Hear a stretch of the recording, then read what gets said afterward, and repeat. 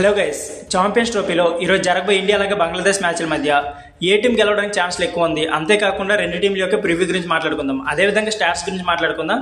ఇకపోతే దుబాయ్ యొక్క pitch report ఎలా ఉండబోతుందో కూడా తెలుసుకుందాం. దానికంటే ముందు మీకు మరికొన్ని స్పోర్ట్స్ అప్డేట్ కావాలనుకుంటే మన ఎల్బై స్పోర్ట్స్ ఛానల్ని సబ్స్క్రైబ్ చేసి రెడీగా ఉండండి. అంతేకాకుండా ఈ వీడియో నచ్చితే మాత్రం వీడియోకి ఒక లైక్ చేసుకోండి. ఇక లేట్ చేయకుండా వీడియోని స్టార్ట్ చేసేద్దాం. ఇకపోతే ఈ రోజు అయితే ఇండియా అలాగే బంగ్లాదేశ్ మధ్య మ్యాచెస్ జరగబోతుంది భయ్య. సో మనం బంగ్లాదేశ్ని కూడా అంత తక్కువ అంచనా వేయకూడదు భయ్య. అలా అని చెప్పి నేను టీమిండియా ఓడిపోతుందని చెప్పట్లేదు, కాకపోతే చిన్న టీం పైన కొంచెం జాగ్రత్తగా ఆడితే బాగుంటుంది అని చెప్తున్నాను. ఇకపోతే బంగ్లాదేశ్తో మనం మొత్తం 41 మ్యాచ్లు ఆడితే అందులో 32 అయితే టీమిండియా గెలిచింది. ఇకపోతే జస్ట్ 8 అయితే బంగ్లాదేశ్ గెలిచింది. ఎలా ఏం చూసుకున్నా ఇక్కడ డామినేషన్ మందే. ఇంకొక మ్యాచ్ కి అయితే మనకి రిజల్ట్ రాలేదు. సో దుబాయ్ ఇంటర్నేషనల్ పిచ్ గురించి మాట్లాడుకుంటే మాత్రం ఇది చాలా స్లో పిచ్, కాబట్టి ఇక్కడ స్కోర్ అయితే మాక్సిమం చాలా తక్కువలోనే ఉంటుంది. మాక్సిమం 260 ఆర్ 270 లోపు అయిపోవచ్చు. ఇకపోతే టాస్ గెలిచిన టీం అయితే ముందుగా ఫీల్డింగ్ ఎంచుకుంటుంది. ఇకపోతే ఈ పిచ్ లో మాత్రం విరాట్ కోహ్లీ అలాగే శుభ్మన్ గిల్ కి మంచి స్టాట్స్ ఉందని చెప్పుకోవచ్చు.